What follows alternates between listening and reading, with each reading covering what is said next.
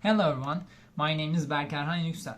Today we are discussing the operators, why they are important in engineering life, how and why operators are formulated and analyzed, and in the projection side, what are the different ways and techniques to compute the result of a projection operator and difference between different projection theorems discussed in the class.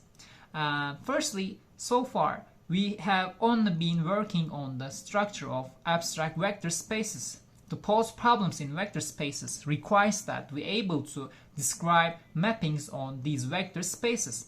For example, if we have a finite energy and one-sided sequences, then we put this signal into a finite impulse response filter, FIR filter, we can generate finite energy and one-sided sequences also.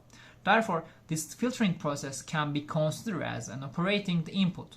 If you want to define this, an operator is a mapping between two vector spaces. As can be understood from this example, engineers usually feed the systems with input and get an output as a result. They need to model the system in order to understand how the systems work.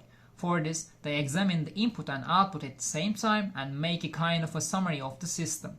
This summary shows us how the system behaves, how it maps an input and output. If we can model how a system works with the help of operators, we can learn what the input is with the help of an output and operate an operator. On the contrary, if we are wondering what the output is, we can find the output with the help of an input and operator. Considering that everything in life can be modeled, operators will be an inevitable opportunity for engineers. And secondly, we can represent an operator as a matrix in the space we are working in. It's a general fact that any linear operator from an n-dimensional space to an m-dimensional space can be represented by m to n matrix. Furthermore, let A is the matrix representation of the operator, and we need to define ordered bases with respect to input and output.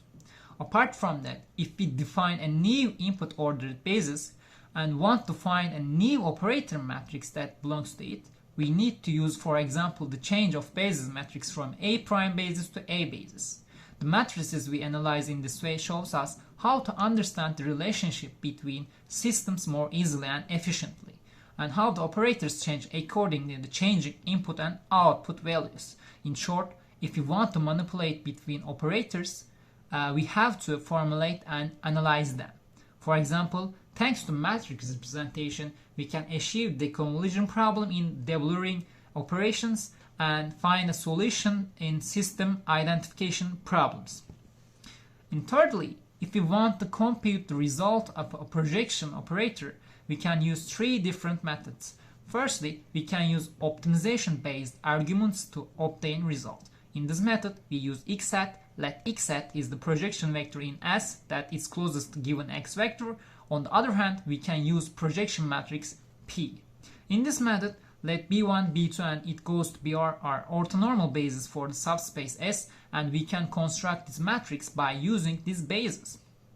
Especially, they do not need to be orthonormal bases to represent a projection matrix. And finally, we can use orthogonality principle to find result of a projection operator.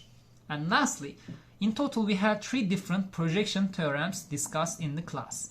Projection theorems in inner product space, complex space and Hilbert spaces. And in inner product space, a projection may not exist, but if it exists, it is unique and fully characterized by orthogonality principle.